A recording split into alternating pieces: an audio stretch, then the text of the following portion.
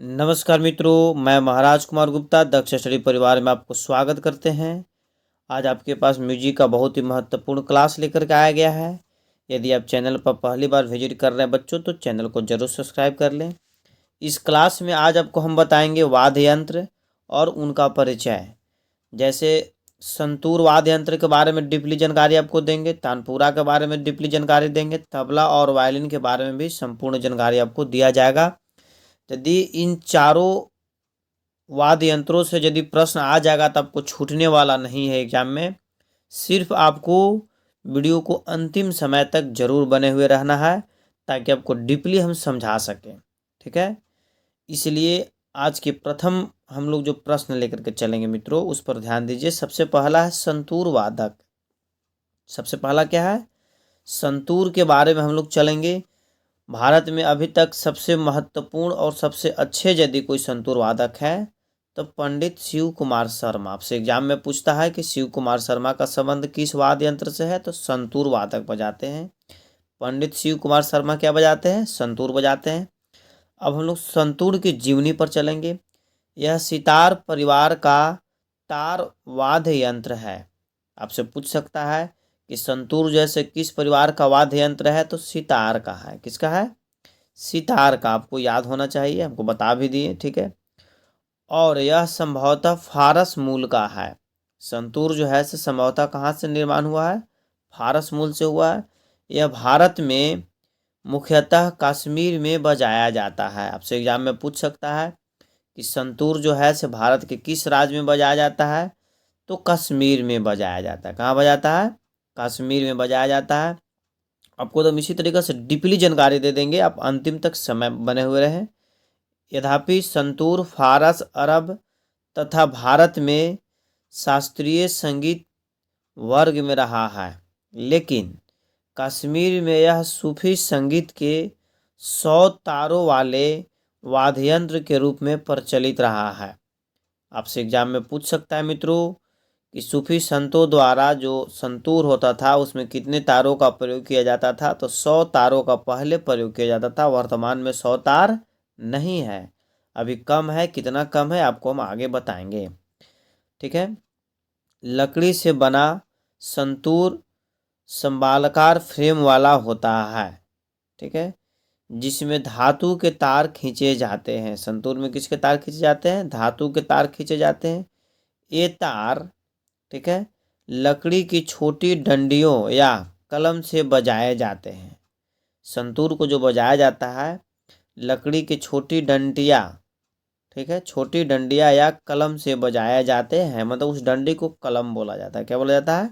कलम बोला जाता है, ठीक है।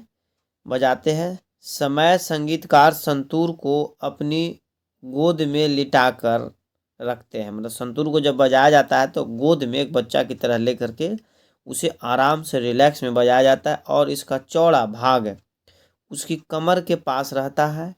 ध्वनि पटल पर लकड़ी के ब्रिज या पर्दे रखे होते हैं। तारों को बाईं ओर लगी कीलों में बांधा जाता है। आपसे एग्जाम में पूछता है कि संतूर में तार जो है किस ओर बांधी जाती है, तो बाईं ओर बांधी जाती है। किधर बांधी जाती है? बाईं ओर बांधी जाती है। एग्जाम में पूछ चुका है यह क्वेश्चन। और वह ध्वनि पटल पर लगे पर्दों पर फैलाकर खींच दिए जाते हैं, ठीक है। अगला बिंदु इसका ध्यान देंगे हम लोग। सुर मिलाने या नियंत्रण करने की खूंटियाँ दाहिनी ओर होती है। सुर मिलाने वाली जो खूंटी होती है वो किधर होती है? दाहिनी ओर होती है। पूछ सकता है कि संतूर में सुर मिलाने वाली खूंटियाँ किस ओर होती है, तो दाहिनी ओर होती है। कई संतूर में 29 पर्दे होते हैं। जैसे कई संतूर में कितने पर्दे होते हैं? 29 पर्दे होते हैं, जो एक एक अलग सुर में संबंध होते हैं। प्रत्येक पर्दे पर 3 तार के टिके होते हैं। आपसे पूछ सकता है एग्जाम में कि संतूर के प्रत्येक पर्दे पर कितने तार के टिके होते हैं, तो 3 तार के टिके होते हैं, ठीक है।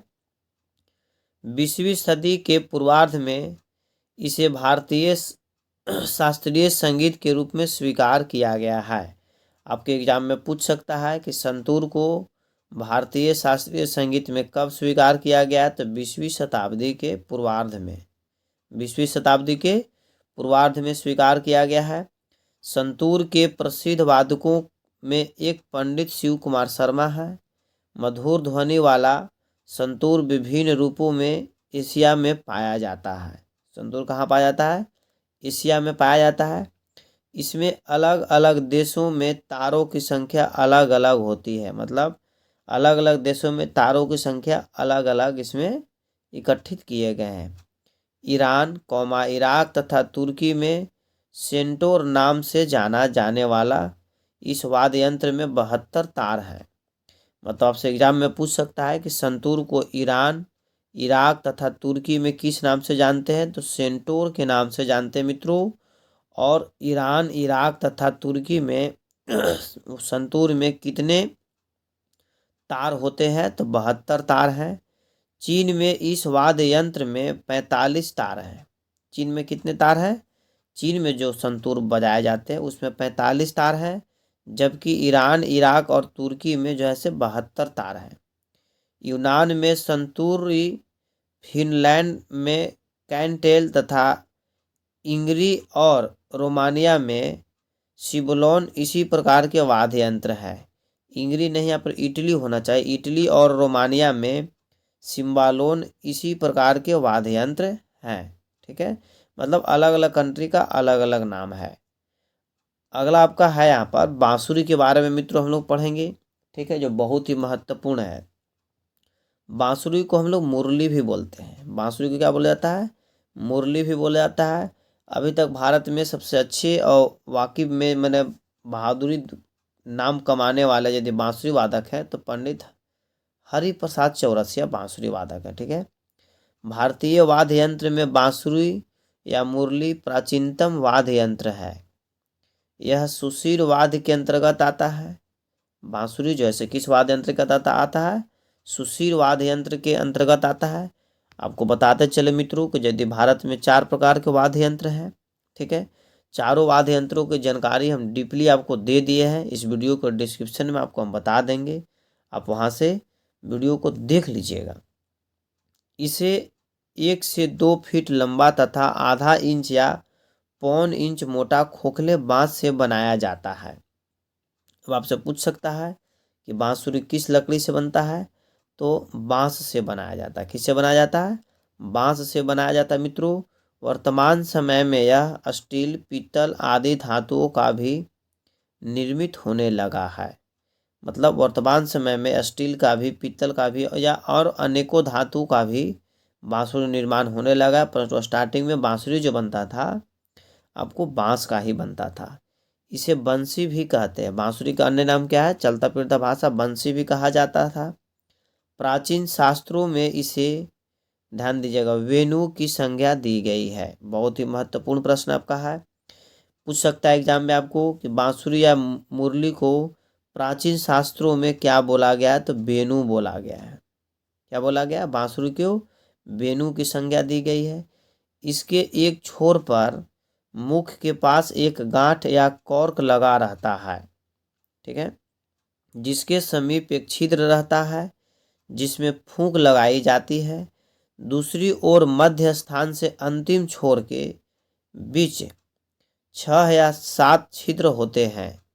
आपसे पूछ भी सकता है एग्जाम में कि बांसुरी में कितने छिद्र होते हैं? तो 6 या 7 छिद्र होते हैं, जिन पर दोनों हाथों की विभिन्न उंगलियां का प्रयोग फेंक के साथ करने पर अलग अलग स्वर निकलते हैं। जिस वंशी के फूंक लगाने पर छिद्र को हम होठ पर दाहिनी ओर आड़ा रखकर बजाते हैं। क्या रखकर बजाते हैं? आड़ा रखकर बजाते हैं। आपको डीपली पढ़ने की ज़रूरत है। बांसुरी को आड़ा बंसी या मुरली भी कहा जाता है। बांसुरी को आड़ा बंसी या मुरली भी कहा जाता है, या बंसी भी बोला जाता है, या फिर शास्त्रों में इसको वेणु भी बोला जाता है। ठीक है, तथा जिस वंशी को मुंह से सीधा पकड़कर फूंका जाए, फूंका यहाँ पर लिखा है, फूंका जाता है, उसे बांसुरी या सरल बंसी कहते हैं। ठीक है, आगे हम लोग मित्रों ध्यान देंगे। बांसुरी या मुरली हमारे शास्त्रीय संगीत तथा विशेषकर लोक संगीत में एक महत्वपूर्ण स्थान रखती है। आजकल फिल्मी संगीत में भी इसका महत्व कम नहीं है। वर्तमान बांसुरी वादक में पंडित हरिप्रसाद चौरसिया तथा श्री रघुनाथ सेठ का नाम उल्लेखनीय है। मतलब ये दोनों जो है बहुत ही प्रकांड विद्वान है बांसुरी का। बांसुरी शब्द के साथ ही प्रत्येक भारतीय के हृदय में भगवान कृष्ण की अपूर्व छवि अंकित हो जाती है। मतलब भगवान कृष्ण क्या बजाते थे? बांसुरी बजाने में माहिर थे, जो इस युग के महानतम अध्यात्मक एवं संगीत के प्रवर्तक एवं आधार स्तंभ माने जाते हैं। ठीक है मित्रों, अगला बिंदु पर हम लोग ध्यान देंगे कि बांसुरी में सरगम निकालने की विधि। सर्वप्रथम बांसुरी के सब सुराखों को अपने दाहिने तथा बाएं हाथ की पहली, दूसरी, तीसरी उंगलियां से बंद करें। उन बंद उंगलियों से धीरे फूंकने पर आवाज निकलेगी, वह मंद्र सप्तक का पंचम होगा। मतलब कहने का मतलब है कि पहला, दूसरा और तीसरा उंगलियों के माध्यम से यदि आप बांसुरी से आवाज निकालते हैं, आप मुंह से फूंक करके, तो उसको हम क्या बोलते हैं? मंद्र सप्तक का पंचम होगा। फिर क्रमशः नीचे से एक उंगली को हटाने पर धैवत, फिर एक हटाने पर निषाद रे ग म, अर्थात ऋषभ गंधार मध्यम बजेगा। ठीक है, इस प्रकार सभी अंगुलियां हटा जाने पर मध्यम फिर क्रमशः प ध नि स फूंक को क्रमशः बढ़ाने पर बजेगा। इन स्वरों में सभी शुद्ध स्वर तथा मध्यम तीव्र स्वर लगते हैं। आपके एग्जाम में पूछा जा सकता है कि बांसुरी में सभी स्वर कौन सा स्वर लगते हैं? तो शुद्ध स्वर लगते हैं। कौन स्वर लगते हैं? शुद्ध स्वर तथा मध्यम का तीव्र स्वर लगते हैं। ठीक है, आगे है मित्रों, डॉक्टर रमन बिहारी फिर तीसरा हटाने पर, ठीक है, षडज बजेगा। इस प्रकार क्रमशः हटाने पर रे ग तथा म अर्थात ऋषभ गंधार मध्यम बजेगा। इस प्रकार सभी उंगलियां हटा जाने पर मध्यम फिर से प ध नि स फूंक को क्रमशः बढ़ाने पर बजेगा। इन स्वरों में सभी शुद्ध स्वर तथा मध्यम तीव्र स्वर लगते हैं। ठीक है, आगे हम लोग देखेंगे मित्रों, तबला के बारे में जानकारी लेंगे। तबला के सबसे अच्छे यदि वादक वर्तमान समय में माने गए थे तो डॉक्टर जाकिर हुसैन साहब माने गए थे। डॉक्टर जाकिर हुसैन साहब के पिता थे अलार खां। ठीक है, इस देश में ताल वाद्य यंत्रों में तबला सबसे अधिक लोकप्रिय है। यद्यपि प्राचीन संगीत संबंधित पुस्तकों में इसे मिलते जुलते तालबद्ध यंत्रों का उल्लेख है। तथापि अधिकांश लोगों का मानना है कि अमीर खुसरो ने सितार के साथ साथ तबला का भी आविष्कार किया है। मतलब तबला और सितार का आविष्कारक कौन है? तो अमीर खुसरो साहब है। तबला फारसी शब्द है, आपको एग्जाम में पूछा गया है बीपीएससी में कि तबला कैसा कौन सा शब्द है? तो तबला आपको फारसी शब्द है, तबला से निकला है। ठीक है, तबला जो है तबल नामक शब्द से निकला है।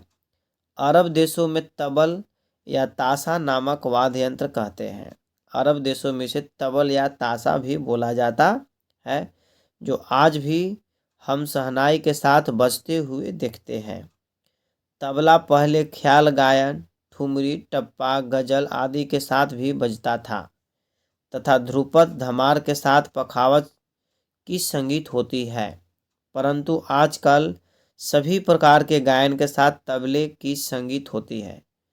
इसके अतिरिक्त पखावज की तरह तबले पर भी एकल या सोलो वादन किया जाता है। ठीक है, बहुत ही महत्वपूर्ण टॉपिक यहाँ पर है कि तबला दो भागों में बांटा रहता है। आपसे पूछ सकता है एग्जाम में कि तबले को कितने भाग में बांटा गया है? तो दो भाग में बांटा गया है।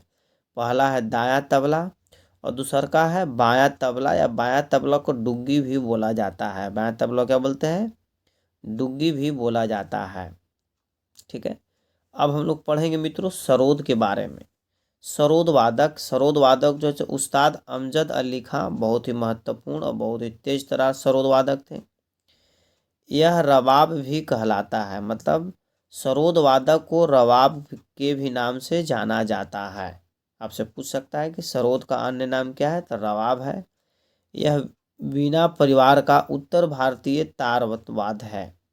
आपसे पूछ सकता है कि सरोद जैसे किस परिवार का वाद्य है, तो वीणा परिवार का वाद्य है, जो लगभग 950 ईस्वी से शास्त्रीय संगीत वाद्य वृंद में तथा एकल वाद्य के रूप में तबले एवं तंबूरे के साथ बजाया जाने लगा। इसे उंगली या कमान से बजाया जाता है। सरोद जो है इसे उंगली या कमान से बजाया जाता है मित्रों। सरोद गहरा होता है, ठीक है, जिसका निचला हिस्सा चमड़ा, मढ़ा, पर्दा विहीन धातु, कई अनुवादित तारों से युक्त होते हैं।